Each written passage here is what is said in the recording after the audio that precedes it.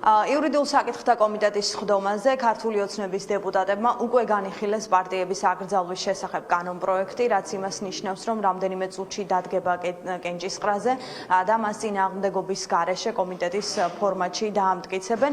დღეისთვის ამ მიმართულებით სიახლე არის ის, რომ ქართული ოცნება გეგმავს სულ 10-მდე ოპოზიციური პარტიის გაუქმებას და თუკი ჩვენ ჩამოვთვლით, შეგვიძლია ვივარაუდოთ, რომ ხელისუფლების გეგმაშია ყველა ბარიერ გადალახული გაერთიანების და ამ გაერთიანებაში შემავალი პარტიების აკრძალვა და არა მხოლოდ და როგორც ირაკლი კობახიძე ამბობს ამ პარტიებში ის ასევე გულისხმობს არა მხოლოდ ნაციონალურ მოძრაობას ან იმ პარტიებს რომლის ლიდერები არიან წინა ხელისუფლების მაღალჩინოსნები არამედ გულისხმობს ასევე საკუთარ ყოფილ თანაგუნდელებსაც გიორგი გახარიას პარტია ლელოს რადგან ამბობს რომ ისინი ასევე მონაწილეობდნენ საბოტაჟში ბუნებრივია ჩვენ გვაქვს კითხვა ქართული ოცნების დეპუტატებთან ისინი ამ გადაწყვეტილებას იღებენ საკუთარი აღქმების საფუძველზე და აპირებენ ასე გააუქმო პოლიტიკური პარტიები თუ რა საფუძველი დაედება სარჩელს რომლითაც ისინი მოითხოვენ ოპოზიციის აკრძალვას გვეუბნებიან რომ ამის საფუძველი არსებობს რომ გროვდება მასალები და შესაბამისად ისინი საკონსტიტუციო სასამართლოში დაამტკიცებენ რომ პოლიტიკური პარტიები ოპოზიციურ ველზე მათ საქმიანობა უნდა შეეზღუდოთ პარტიას თუ გააუქმებთ წინააღმდეგობას ამ პარტიის ამომრჩევლების გააქრობთ ქვეყანაში? ჩვენ არავის გაქრობას არ ვფიქრობთ. რეალური ახალი პოლიტიკოსები გამოჩნდებიან, ახალი პოლიტიკური პარტიები გამორჩებიან, რომლებიც არ იქნებიან აგენტები, რომლებიც არ იქნებიან უცხოურ ფულზე დამოკიდებულები და ქვეყნის პატრიოტები დაიკავებენ მათ ადგილს. სიაში ვინ იქნება ასაკრძალ პირთა სიაში?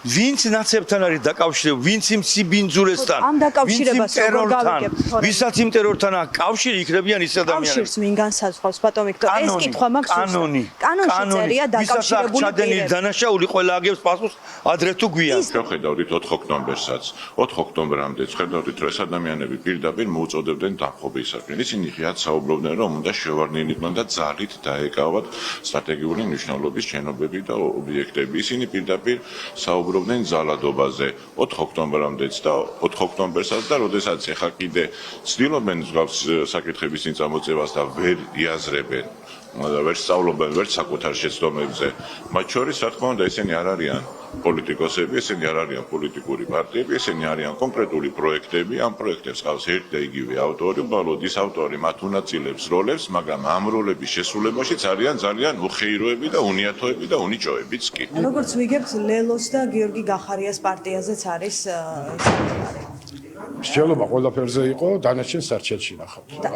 ეს აღქმების საფუძველზე ხდება ამ გადაწყვეტილების. აღქმების საფუძველზე როგორც კი მიხვალ სასამართლოში იგივე დაგემართება როგორც ნაციონალებს დაემართათ სტრასბურგში, ხო? აღქმების მიტანის სარჩელი და ყველა წააგეს.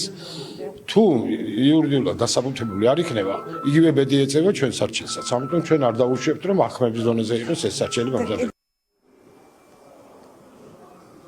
ოპოზიციური პარტიების გაუქმება ქართული ოცნების მიერ დიდი ხნის წინ ჩაფიქრებული გეგმა. ამაზე ჯერ კიდევ საპარლამენტო არჩევნებამდე საუბრობდა ბიძინა ივანიშვილი და სატელევიზიო ეთერში ამბობდა, რომ ქართულ ოცნებას სჭირდებოდა დიდი მხარდაჭერა საკონსტიტუციო უმრავლესობისთვის, იმისთვის, რომ ყველა ოპოზიციური პარტია პოლიტიკური ველიდან გამქრალიყო და შესაბამისად ამ გეგმას მიჰყვება ახლა ქართული ოცნება და ეს გეგმა არ არის დღეს მიმდინარე მოვლენები არ არის გასაკვირი ოპოზიციისთვის. პოლიტიკურ პარტიებში ამბობენ, რომ მოსალოდნელი რომ ამ გეგმას ბოლომდე მიიყვანს ქართული ოცნება, თუმცა ამბობენ, რომ ეს გეგმა იქნება კრახისთვის განწირული, რადგან თუკი კონკრეტული პოლიტიკური პარტიები გაუქმდებიან, ან მათ საქმიანობა აეკრძალებათ, ეს არ ნიშნავს, რომ ქვეყანაში შეწყდება ბრძოლა ქართული ოცნების წინააღმდეგ და შეწყდება წინააღმდეგობა, რომელიც დიდი ხანია მიდის და არსებობს ხელისუფლების მიმართ.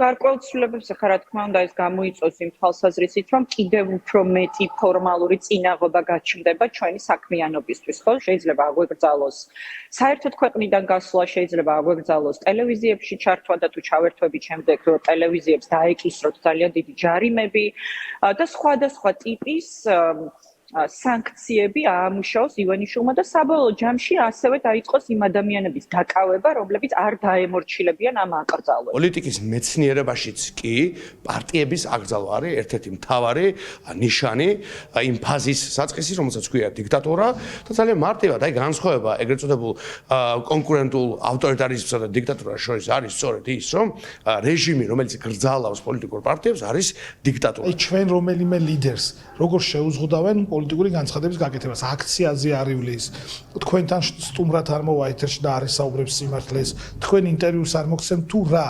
ანუ ქართული ოცნება არის ეხლა გადასული იმდაგვარ რეპრესიებში, რომელიც მას მიაჩნია, რომ იქნება ესე ვთქვათ გადამწყვეტი ოპოზიციის განადგურებისთვის და ვერ იქნება, იმიტომ რომ ჩვენ ამ ქვეყნიდან გაქცევას არ ვაპირებთ.